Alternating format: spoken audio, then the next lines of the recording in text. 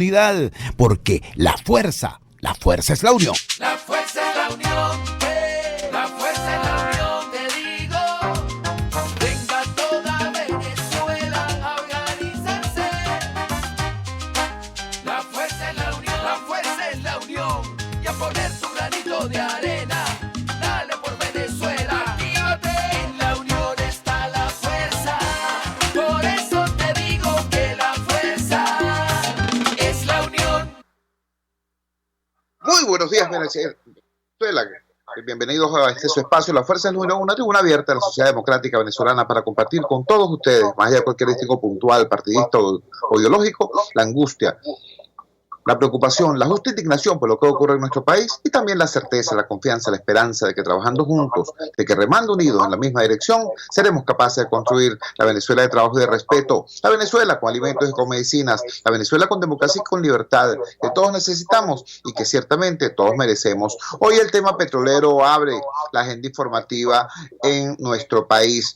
Dos elementos preocupantes copan la atención de quienes conocen esta área en Venezuela. Por un lado, se produjo una decisión en la Corte Suprema en Estados Unidos, el máximo tribunal de la nación norteamericana, a propósito del ya famoso, tristemente famoso caso Cristalex.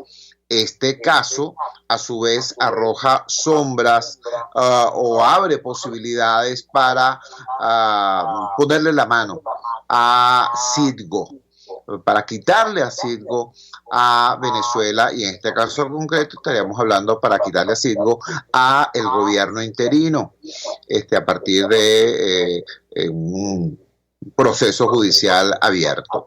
Ese es un tema y es un tema mayor. Y también tenemos la situación de tensión a propósito de unos presuntos buques iraníes, unos tanqueros iraníes que vendrían a Venezuela con combustible.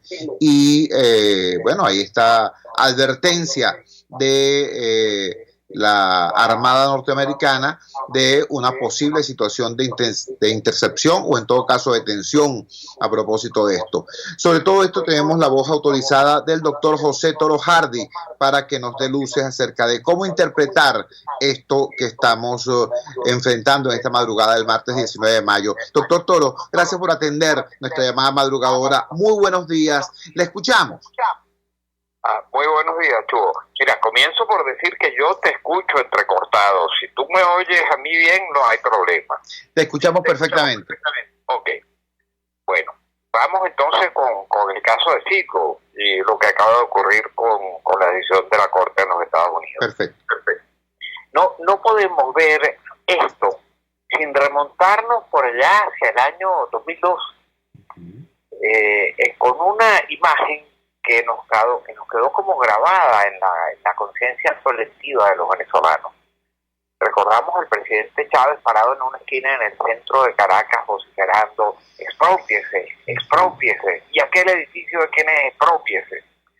Y dentro de esa ola de expropiaciones cayó también la cantidad de nacionalizaciones, la cantidad de cosas. El gobierno creía, el presidente Chávez creía que él podía tomar cualquier tipo de decisiones sin consecuencias basado en el concepto de soberanía, sin entender que en el mundo moderno la soberanía tiene sus límites, y los límites pasan por respetar los tratados internacionales, respetar los contratos que se firman, respetar la forma civilizada como las naciones han llegado y las empresas cuando firman contratos con las naciones se comportan.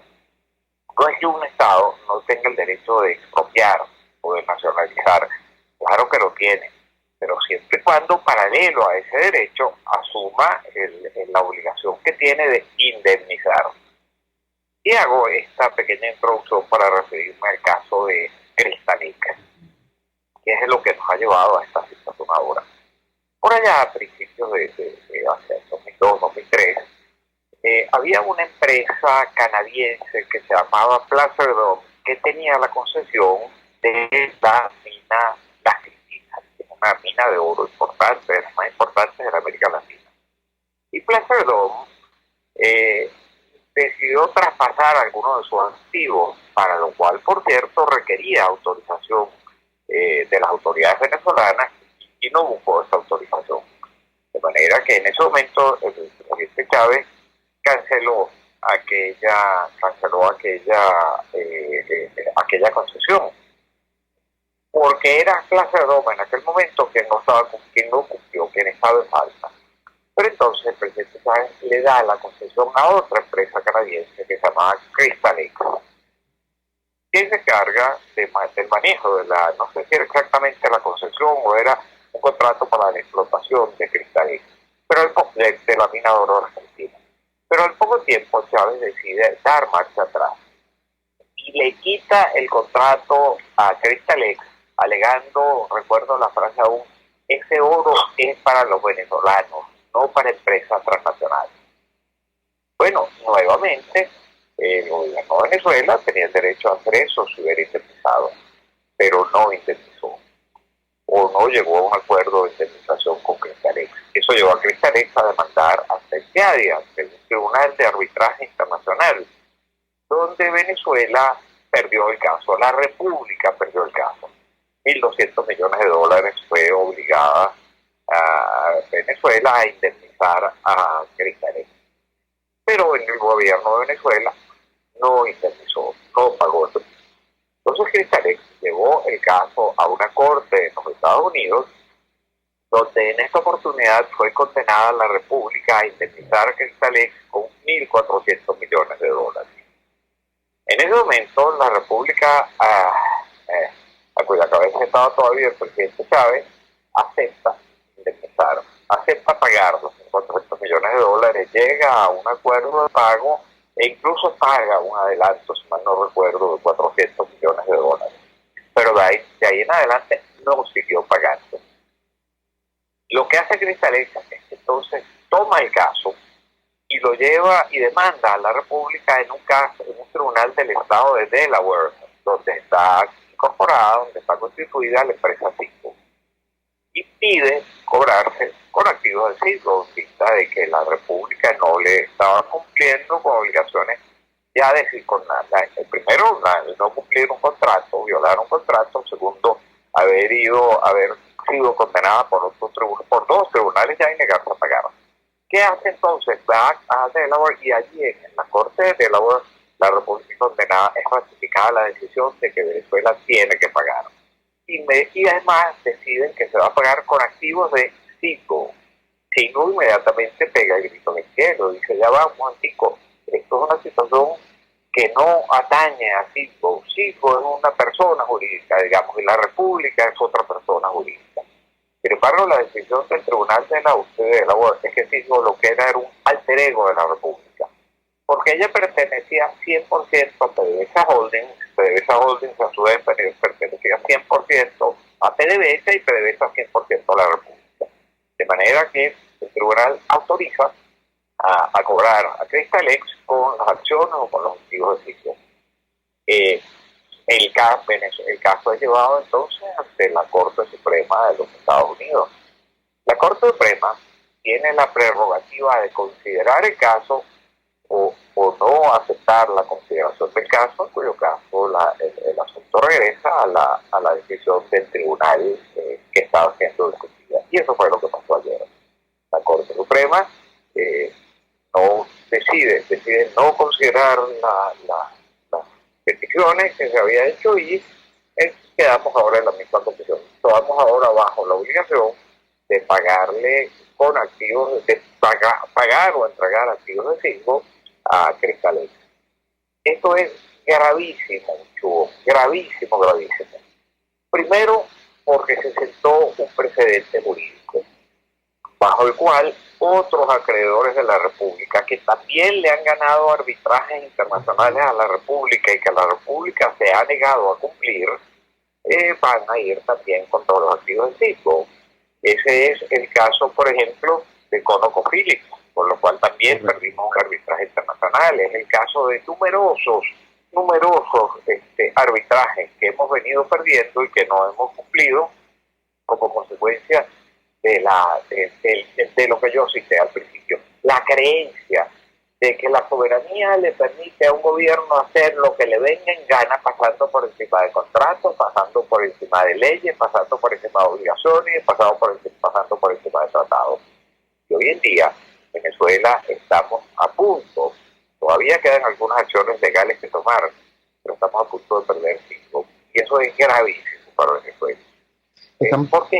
Perdón, a lo mejor me estoy viendo demasiado largo. No, creo que es estupendo. Por el contrario, más bien quería pedirle que, por favor, si está en sus posibilidades, que permaneciera con nosotros un segmento más del programa, porque toda esta información que usted nos está dando es demasiado relevante y demasiado grave.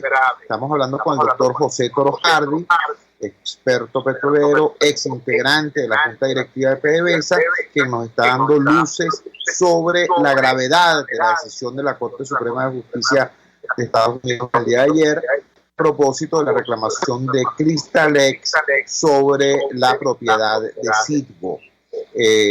Ya usted nos ha dicho cómo el pecado original, por así decirlo, de todo esto tiene que ver con la manera como el señor Chávez, el difunto presidente Chávez, manejó irresponsablemente todo este asunto de las expropiaciones y las estatizaciones. Ahora bien, así como aquello era inadecuado, en la actualidad hay personas que olvidan que en Estados Unidos existe Estado de Derecho, existe separación de poderes, existe una institucionalidad que funciona, que hay gente que supone que, como la administración Trump es solidaria con la lucha del pueblo venezolano por la democracia y reconoce al gobierno interino de Juan Guaidó, eso automáticamente significaría la suspensión o el congelamiento de este tipo de acciones judiciales sobre Citgo.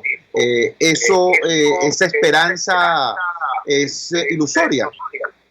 Bueno, fíjate, tal como tú acabas de señalar, en los Estados Unidos existe separación de poderes. El Departamento del Tesoro de los Estados Unidos, que es una rama, digamos, del Poder Ejecutivo, tomó una decisión a través de la cual protege a Citgo y a otros activos de ser embargados. No se puede traspasar la propiedad de esos activos. Pero eso es una decisión administrativa que tiene un tiempo de vencimiento. Eso vence cada 3 meses o 6 meses. Y en ese momento, pues el Poder Ejecutivo, la parte administrativa, tiene la decisión de renovar o no renovar esa decisión.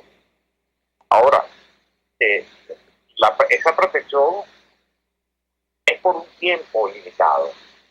El tema es que si no cumple Venezuela con la obligación al vencer eso, en algún momento podrá la administración de los Estados Unidos no renovar esa decisión, en cuyo caso, pues, inmediatamente podría tomar posesión de los activos la empresa demandante o las empresas demandantes, porque vuelvo a repetir, el precedente está sentado para que otras empresas que han ganado arbitraje también lo puedan hacer.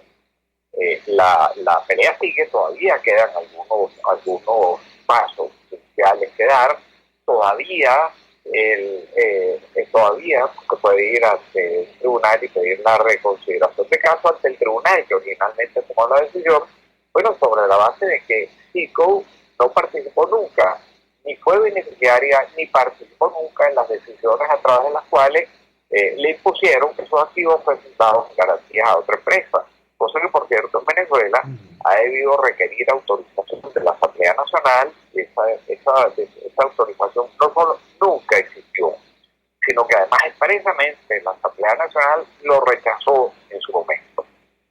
De manera que todavía se podría ir a este tribunal y decir, mire, un momentico, aquí, aunque el tribunal haya decidido que hizo lo que es un alter ego de la República, en el hecho mismo de aprobar esta garantía se hizo al margen de la ley. Ese es el caso que probablemente Venezuela quería arguir. Citgo se quería arguir ante la Corte Suprema de Justicia, pero como la Corte Suprema de Justicia, basándose en sus potestades, se negó a considerar el caso, entonces ahora tendremos que ir a pelear eso ante el mismo tribunal que ya tomó una decisión y que tiene la posibilidad de cambiarlo, ¿cierto? Claro. Pero hoy en día la situación es bien compleja para Venezuela. Doctor, yo le agradecería que permanezca en línea. Vamos a la siguiente pauta comercial y al retorno, por favor, nos dé información sobre la situación a propósito, la tensión a propósito de este tema de los tanqueros iraníes y la decisión de Estados Unidos también de poner en alerta a su armada frente a esta situación. ¿Es posible? Sí, claro que sí. Perfecto, entonces vamos a la siguiente pausa comercial y ya regresamos con muchísimo más de la Fuerza en la Unión con el doctor José Toro Hardy analizando para nosotros ahora este segundo aspecto también extremadamente delicado, el tema de los tanqueros iraníes y los buques de guerra norteamericanos a propósito de la crisis venezolana. Vamos al corte, ya regresamos. Usted escucha Unidad, la fuerza es la unión, con Chuo Torrealba por RCR 750 AM. Sintonícenos a través de Periscope, @RCR750, la radio que se ve. En RCR somos vanguardia. Toda la programación de tu RCR también la puedes seguir a través de la internet. Audio y video en tiempo real. Noticias y mucho más. No te pierdas ni un segundo de nuestra programación. No hay excusa ni cadena que valga para que dejes de escucharnos.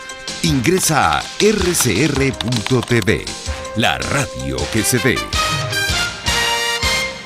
Ellos sí que no saben nada. Y así nos va. El espacio donde se tocan los temas más candentes de interés político y nacional. Y así nos va. En este programa, la picardía y el humor inteligente son los protagonistas.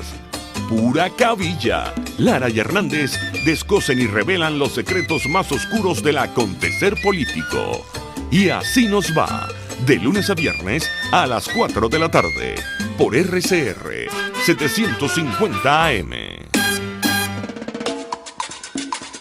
Opinión, ideas en debate. Usted escucha a Chuo Torrealba en Unidad, la fuerza es la unión, por RCR.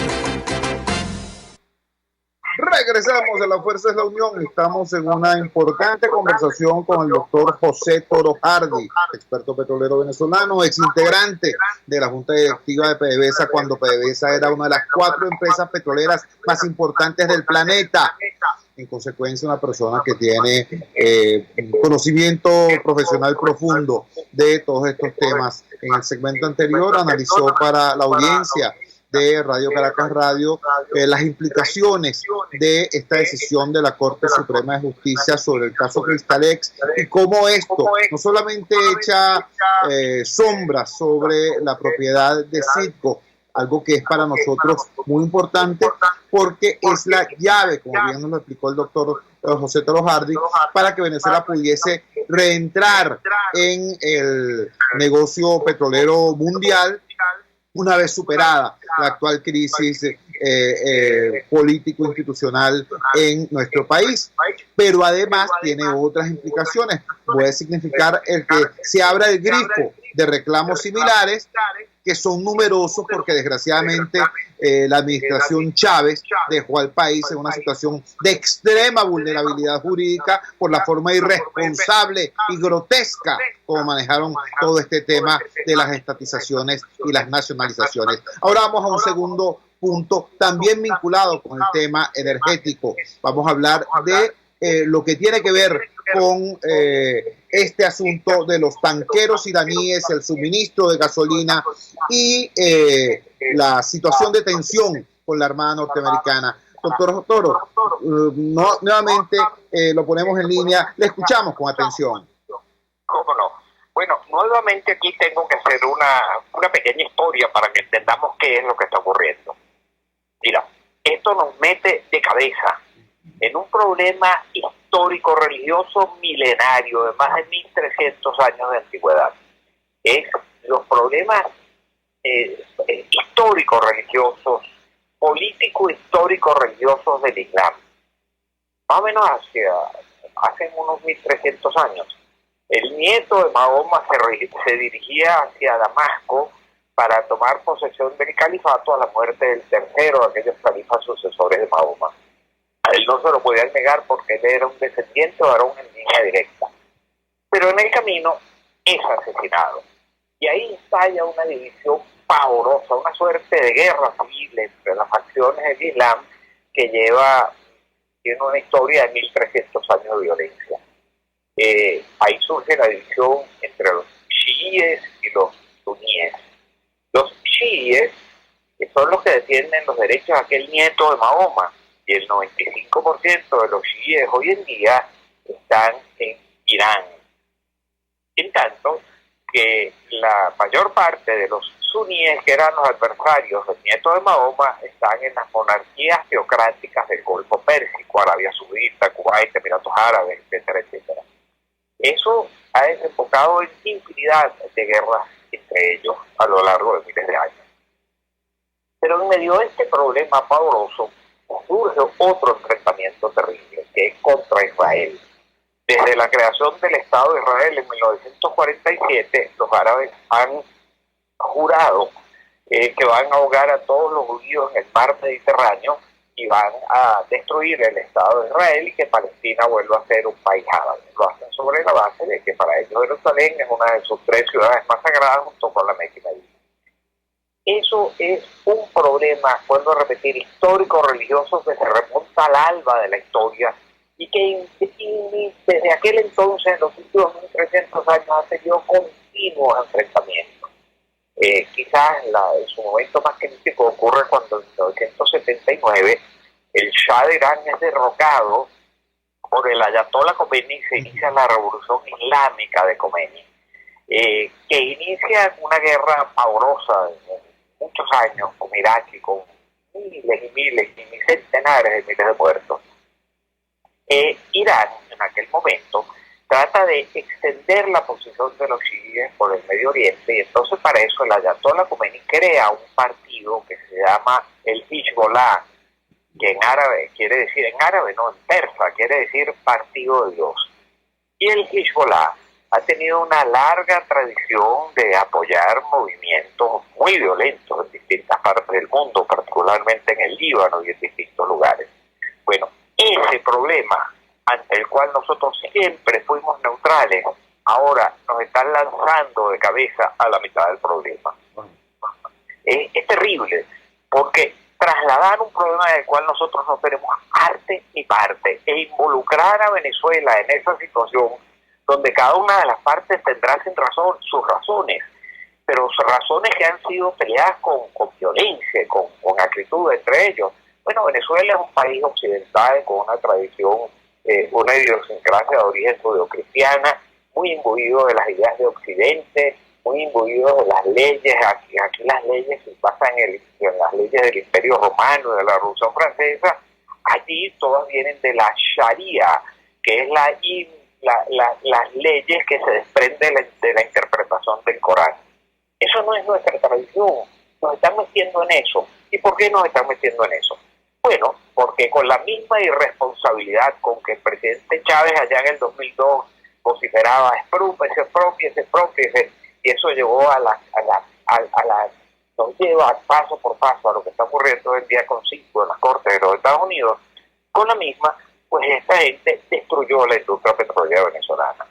Venezuela producía en 1998 casi 3,5 millones de barriles diarios, y de haberse cumplido los contratos de la apertura petrolera que se violaron y llevaron a casos de arbitraje, como los que hoy en día se están decidiendo en los Estados Unidos, pues se vino abajo la producción petrolera. De haberse cumplido aquellos contratos, deberíamos estar produciendo más de 5 millones de barriles diarios, y la OPEP nos dice que estamos produciendo 622,000. Pero más grave aún, no es que todas nuestras refinerías están paralizadas. Después de ser un gran exportador de petróleo, hoy en día tenemos que importar petróleo. Hoy en día todas nuestras refinerías están paradas. Y para poder importar ese petróleo tenemos hoy en día limitaciones adicionales. No lo producimos en el país porque han destruido las refinerías y se nos presenta hoy en día, en el último año, limitaciones para importarlo como consecuencia de las sanciones que le han aplicado al régimen venezolano a raíz de esta loquetera política noticias, por alguna de más lo que han ocurrido en los últimos 20 años en Venezuela. Bueno, hoy en día, los países quienes traigan ese petróleo a Venezuela corren el riesgo de ser sancionados. Por eso, empresas importantísimas como Rosneft, rusa, se retiró de Venezuela. Por eso otras empresas que venían trayendo petróleo a Venezuela, gasolina a Venezuela y nafta, ya no lo quieren hacer. Entonces, resulta que Irán, que es el otro país más sancionado del mundo, ojo, dice que va a traer tanqueros a Venezuela para suplir el déficit de gasolina. Eso nos pone de frente, nos pone de protagonista en un enfrentamiento con la nación más poderosa del mundo, que es los Estados Unidos, nos mete de cabeza en el problema histórico religioso al cual antes hice referencia, nos mete en un problema geopolítico que es quizás el más serio que confronta a la humanidad hoy en día, sin nosotros tener arte ni parte, y es el resultado simplemente de la mayúscula irresponsabilidad de quienes permitieron el deterioro total de nuestras refinerías petroleras. Venezuela llegó a tener más de 20 refinerías en el mundo y 22 refinerías y era rey en materia de producción de gasolina, y hoy tenemos que depender de importar la gasolina de un país que a lo mejor tiene alguna, digamos, parecido, no ideológico, pero tenemos que es como dos muchos que se juntan para rascarse. O sea, Irán está sancionado, Venezuela está sancionada, se une Irán con Venezuela, y es algo así como meterse como meterle un palo en el ojo a los Estados Unidos, que por otro lado tienen en este momento una flota en el Caribe para impedir la salida, para impedir el narcotráfico en el Caribe, y que no sabemos a la hora de la verdad, cuando se acerquen esos tanqueros a esa flota, cómo va a reaccionar los Estados Unidos. A mí me viene mucho a la mente una imagen que todos recordamos, que es cuando ya en 1960, en los 61, Rusia estaba llevando, la Unión Soviética estaba llevando cohetes atómicos hacia Cuba, y la flota americana estaba en el camino, y Kennedy le dio un ultimátum: al pasar de ese punto hundimos los tanqueros, y aquello casi desemboca en un holocausto nuclear. No sé si lo recuerdas. Claro, la crisis de los misiles de octubre del 62. Bueno, nos estamos enfrentando a una situación donde la flota americana pudiera decir: no pasan esos tanqueros por aquí.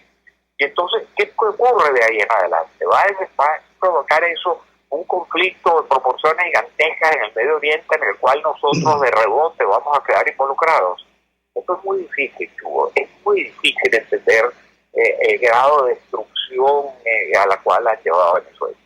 Doctor Toro, nosotros queremos agradecerle vivamente la didáctica exposición que usted ha hecho, porque nos suministra elementos para poder incorporar la noticia. Uno puede tener muchísimas noticias encima, pero si no tienes la información necesaria para estructurarla, esa gran cantidad de noticias son como una pared de ladrillos que se te viene encima. Lo que usted nos ha dicho permite a nuestra audiencia y a nosotros mismos ubicar, enhebrar todos estos hechos noticiosos en una totalidad más o menos coherente, para tener idea de la gravedad en la que 20 años de irresponsabilidad hecha gobierno nos ha metido. Desde las cosas que ocurrieron por allá a inicios del 2000 con el señor Chávez, hasta esta cosa impresionante, mente irresponsable en que nos ha metido el señor Maduro y el señor nuevo ministro de Petróleo, precisamente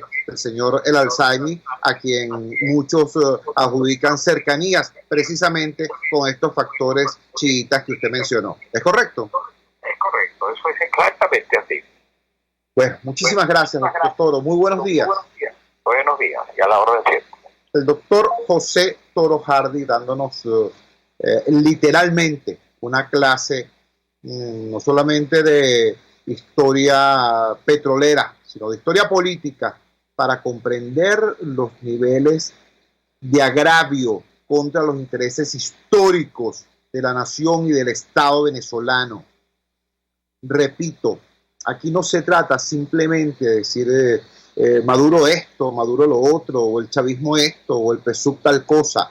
No se trata de la pugna interna por el poder. Se trata de que Venezuela, como nación, como Estado, como proyecto nacional, tiene unos intereses estratégicos, históricos, que tienen que ser protegidos y defendidos por cualquier gobierno que aquí llegara. Bueno, de alguna manera eso fue así. No solamente en los 40 años de democracia, sino incluso más atrás, desde Gómez podría decirse en adelante, hasta que llegamos a esta situación cuando el gobierno, desde el año 1999 para acá, se puso a defender no los intereses históricos de Venezuela, sino los intereses específicos de ese proyecto político. Por eso se puso en peligro el Esequibo, por ejemplo. Por eso se desmanteló PDVSA.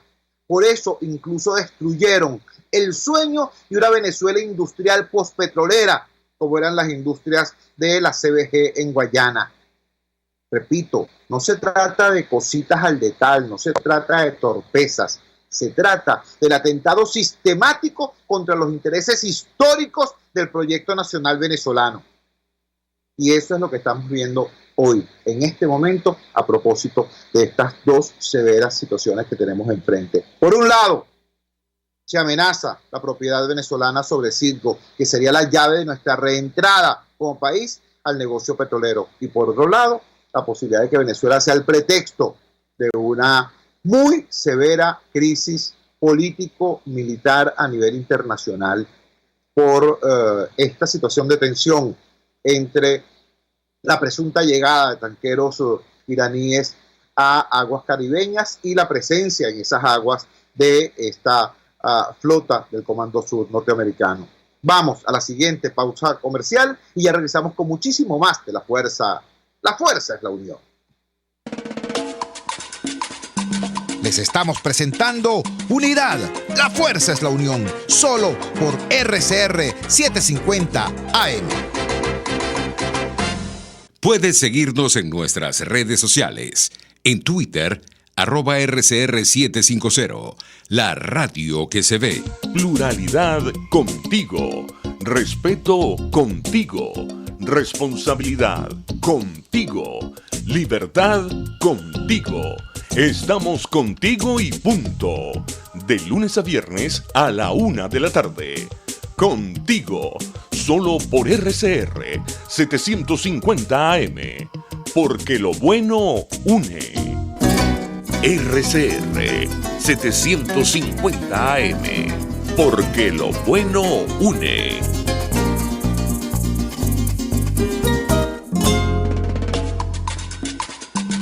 Les estamos presentando Unidad. La fuerza es la unión. Solo por RCR 750 AM. Regresamos a La Fuerza es la Unión. Quiero explicar lo siguiente. Vamos a tocar otro punto, pero no es otro tema, porque el tema sigue siendo, el gran tema sigue siendo el proceso, como dicen los chavistas, ¿no? Como dicen los mauristas, el proceso. Pero en realidad estamos hablando del proceso de destrucción nacional que tenemos que enfrentar, que tenemos que detener y que tenemos que revertir. Estamos hablando con el doctor Toro Hardy acerca de todo lo que ha ocurrido en materia petrolera en nuestro país, y la explicación del doctor Toro Hardy implica el tener las herramientas de información, de educación necesarias para comprenderlo. Cuando el doctor Toro Hardy nos dice, mire, para que se entienda esto que está ocurriendo hay que remontarse a el año tal, cuando se produjo el asesinato de fulano de tal, y entonces el mundo árabe, el mundo islámico se divide entre chiitas y sunitas, y eso impacta de esta manera hasta el día de hoy a ese ámbito. ¿Me explico? O sea, eso no lo puede comprender quien no tenga los recursos de información necesarios. Si tú no tienes educación, no puedes comprender las claves que permiten organizar o desorganizar tu mundo, el mundo que te rodea. Si no tienes educación, eres un prisionero de la propaganda, porque no tienes cómo construir tu propio criterio. Y lo que está pasando hoy en materia educativa es extremadamente grave. Veníamos en un proceso de declive, de agresión sistemática contra los maestros, contra los niños, contra los estudiantes, contra las universidades, contra las instituciones, contra Fe y Alegría, imagínate tú. Y ahora, para colmo, en el contexto de la pandemia, tenemos esta situación de suspensión prácticamente del año escolar y de supuesta sustitución de la dinámica del proceso de enseñanza-aprendizaje por clases virtuales. Se ha levantado una voz de alerta y no solamente es un murmullo de padres y representantes, también hay voces extremadamente conocedoras del tema educativo, como la voz del doctor Tulio Ramírez. Él es doctor en educación, es director del doctorado en educación de la Universidad Católica Andrés Bello, y esa voz se ha levantado para decir, epa, cuidado, esto que está ocurriendo hoy en las casas de los venezolanos, que es que, por un lado, hay hogares que no tienen ni idea de lo que es el tema de las clases a distancia, y lo que pueden ver es una mamarrachada que sale en el Canal 8, pero hay otros hogares donde, por el contrario, hay una especie de avalancha de tareas que terminan agrediendo a los niños y colocando en una situación muy difícil a los padres, a las madres, a los representantes y a los mismos maestros. Tenemos en línea precisamente al doctor Tulio Ramírez para que nos explique su visión de este asunto y, si es posible, cuáles serían las soluciones para intentar enfrentar una situación como esta. Tulio, muchísimas gracias por atendernos. Te escuchamos.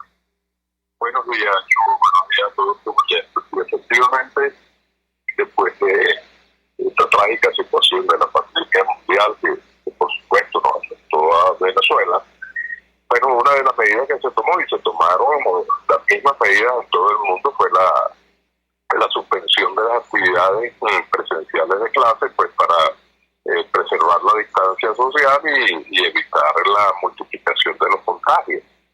Hasta ahí no había ningún tipo de objeción, era una medida que de manera casi obligatoria había que tomar.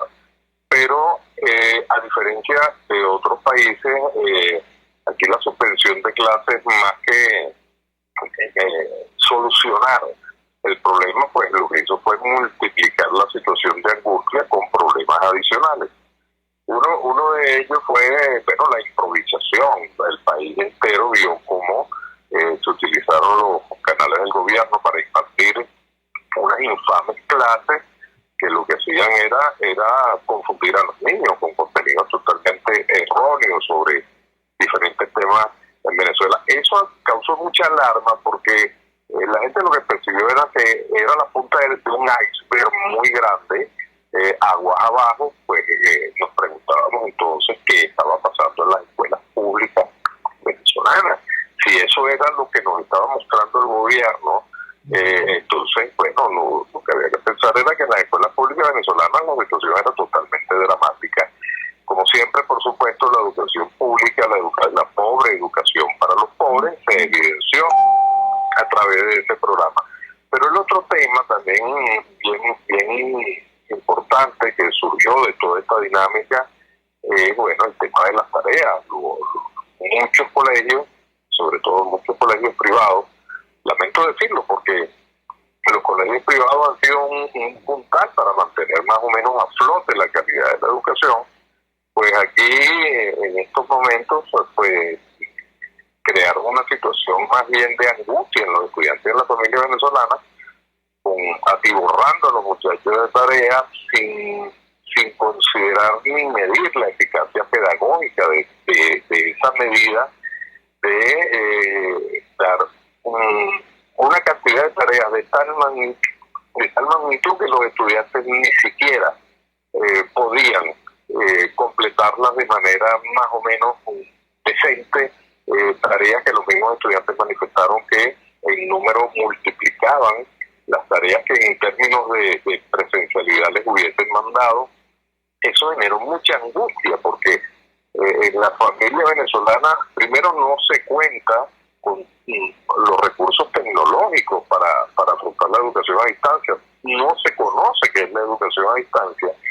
Y además, porque me consta, en mi casa hay una niña de 17 años que está en quinto año de bachillerato, la atiborraron de tareas sin orientación alguna, sin ningún tipo de clases por cualquier mecanismo que pudiese orientarla, pues simplemente le dieron un listado de actividades, llegaron a sumar en una semana hasta 25 trabajos en áreas donde pues, la familia no la podíamos ayudar, áreas de química, áreas de física, áreas de matemáticas. Entonces, bueno, eso generó en muchos estudiantes venezolanos una situación de estrés y de angustia al límite. Inclusive padres y representantes comenzaron a protestar en los liceos, y el argumento que siempre se le dio desde los colegios es que había que cumplir con el programa, eran órdenes superiores. Pero cuando uno hablaba con los maestros, pues los maestros y los profesores mostraban las mismas angustias que los estudiantes, los obligaban a enviar ese cúmulo de tareas sin ofrecerle a estudiantes herramientas adicionales, y cargando en los hombros de los padres una actividad de orientación y enseñanza que no todos los padres están en condiciones de hacerlo. Entonces, Chugo, esta es una medida contraproducente. En vez de generar bajar los niveles de angustia y de estrés que ya de por sí vive la familia venezolana por esta situación insólita que estamos viviendo, ahora se nos suma que los padres están obligados a dar una orientación que no pueden dar, a buscar mecanismos tecnológicos para unas supuestas actividades o la búsqueda de información de los muchachos, en una situación donde, como todos bien sabemos, pues la electricidad es inestable, el internet también, y bueno, los muchachos ahora se la pasan pidiendo la excusa a los maestros por no haber entregado los trabajos a tiempo. Es decir, hay una situación bien preocupante en el país, donde lo pedagógico pasó a un segundo plano y a primer plano pasó a lo administrativo. Hay que cumplir con el programa, a troche y moche. Al final habrá que hacer un inventario y recoger los vidrios rotos, porque al final de este año escolar y a comienzo del otro comenzaremos a ver entonces los rezagos en términos de las competencias. Muchos muchachos no van a adquirir las competencias que se supone han de adquirir, y se correrá la arruga, comenzará un año escolar, aquí van a probar a todo el mundo y va a ser falsos positivos, muchachos que pasaron de años sin tener las competencias. Aquí nadie dice, Chugo, que había que aflojar, que había que incentivar la flojera, o que había que dejar a los muchachos al garete para que de manera graciosa terminaran su año escolar. No, aquí nadie dice eso, pero un poquito de racionalidad. Aquí las actividades educativas a distancia son tan específicas, tan especiales, que ameritan un conocimiento que hoy en día no se tiene en el país, porque nuestros maestros no están formados para dar la educación a distancia, simplemente por eso. Ni tienen los recursos tecnológicos para hacerlo. Estamos conversando con el doctor Tulio Ramírez, doctor en educación, coordinador, director del doctorado de educación de la Universidad Católica Andrés Bello, a propósito de este tema crucial, que es la situación de agresión al derecho de nuestros niños y jóvenes de una educación de calidad. Tulio, ubiquémonos en el contexto de la situación que enfrenta el país, concretamente frente al coronavirus. Ayer el régimen de Maduro anuncia que la detección de 77 nuevos casos. El día anterior nos habló de 33 nuevos casos, y el día anterior a ese nos habló de 45 nuevos casos, después de pasar casi 50 días anunciando que se produjo 1, se produjeron 2, se produjeron 3. Es decir, no se puede hablar hoy ni de lejos de una curva aplanada. Por el contrario, pareciera que estamos entrando, tal y como hemos advertido repetidamente en este programa, en un nuevo punto, una nueva etapa de la pandemia muy peligrosa y de contagio extendido. Cuando uno le pregunta a las personas vinculadas al Ministerio de Educación sobre los escenarios de culminación del presente año escolar, nos dicen más bien que no tienen idea, y que incluso no se imaginan cuál será el escenario de apertura del próximo año escolar.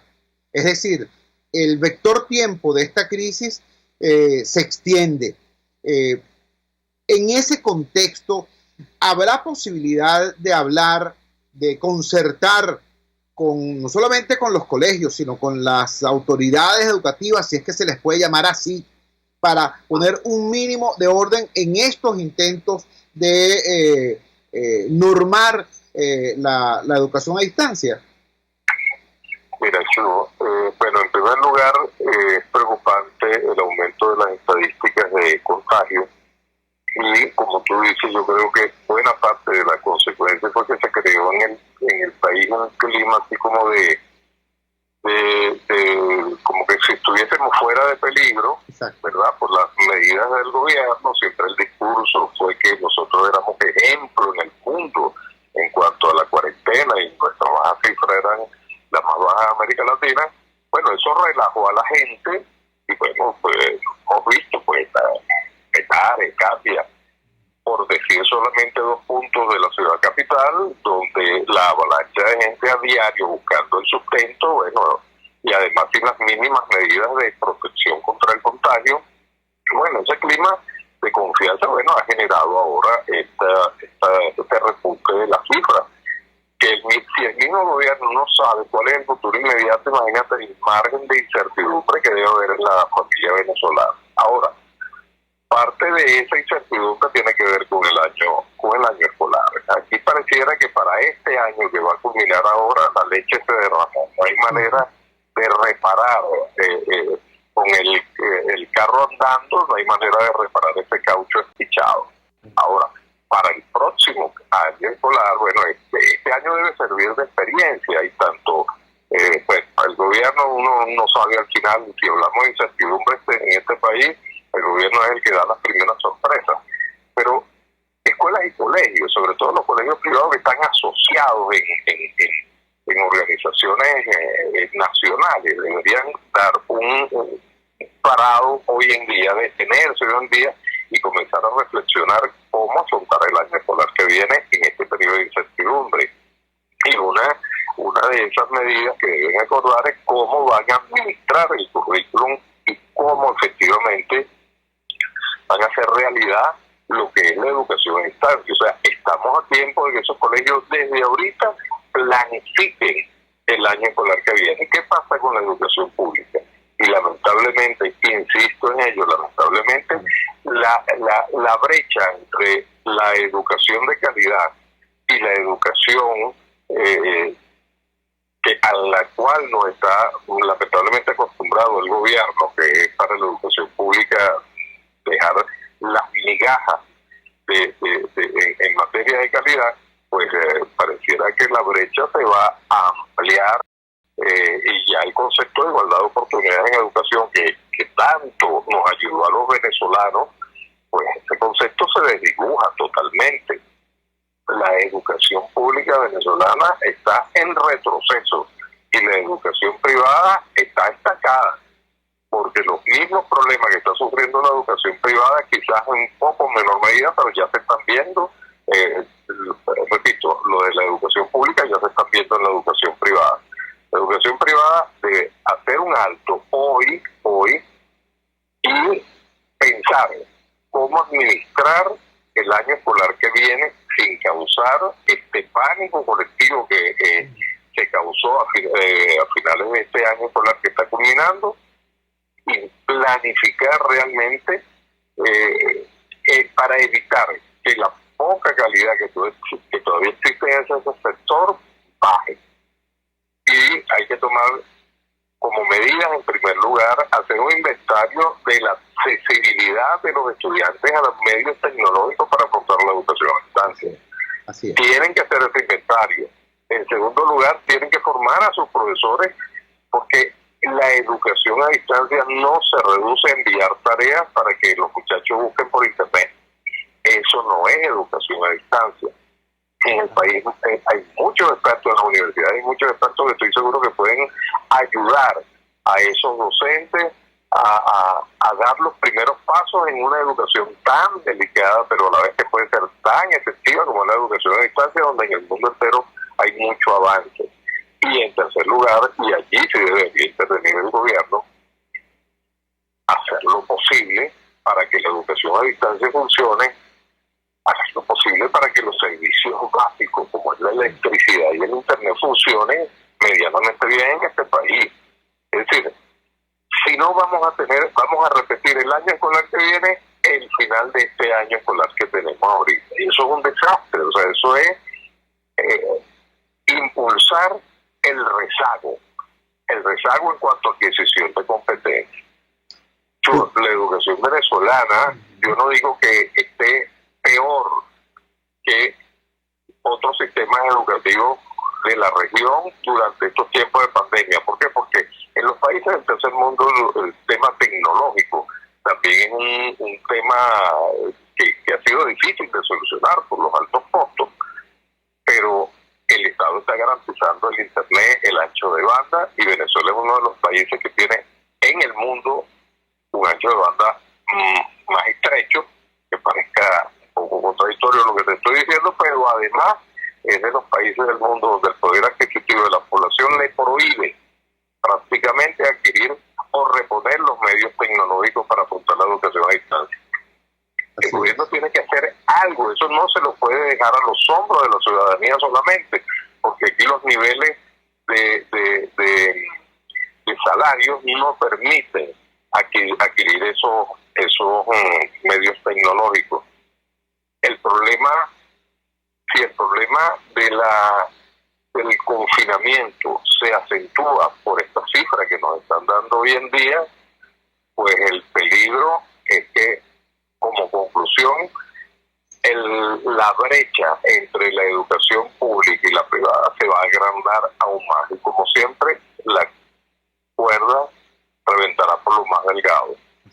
Nuestros pobres continuarán recibiendo una educación precaria, mediocre, y los sectores más o menos pudientes de este país tampoco tendrán mucho avance, porque las condiciones del entorno tampoco permiten aplicar la educación a distancia como debe ser. Al final habrá que hacer, repito, un inventario de los daños, porque aquí, cuando se normalice la situación y acabe la pandemia, una de las primeras medidas es un acuerdo nacional para nivelar a todos los niños y jóvenes venezolanos, porque en materia educativa vamos a estar dando saltos atrás muy, muy grandes. Y ese acuerdo nacional supone como primer protagonista el gobierno, el Ministerio de Educación, y para eso tiene que abrir sus puertas y convocar al sector privado, a los gremios, a las universidades, para ver cómo se recogen los vidrios rotos y se comienza a avanzar hacia una educación de calidad, que es lo que merecen todos los venezolanos. Tulio, te agradecemos inmensamente que hayas tenido la deferencia de acompañarnos esta madrugada el martes 19 de mayo. Muy buenos días. Un gran abrazo, Chu. Tulio Ramírez, doctor en educación, coordinador del doctorado en educación de la Universidad Católica Andrés Bello, haciendo este descarnado análisis de lo que son los escombros de la calidad educativa en nuestro país. Ahora agravado todo esto por el tema de la suspensión del año escolar en términos reales, pues en términos prácticos, y todo este drama de la educación en los tiempos del madurismo y del coronavirus. Realmente preocupante y realmente profundo el análisis y la propuesta que hace Tulio Ramírez. Pero se nos acabó el tiempo en el programa. Las dos entrevistas que tuvimos fueron muy, muy importantes, dieron mucha información de calidad. No, antes de despedirme, tengo que agradecer la catarata de mensajes que ayer ustedes tuvieron la bondad de enviarnos.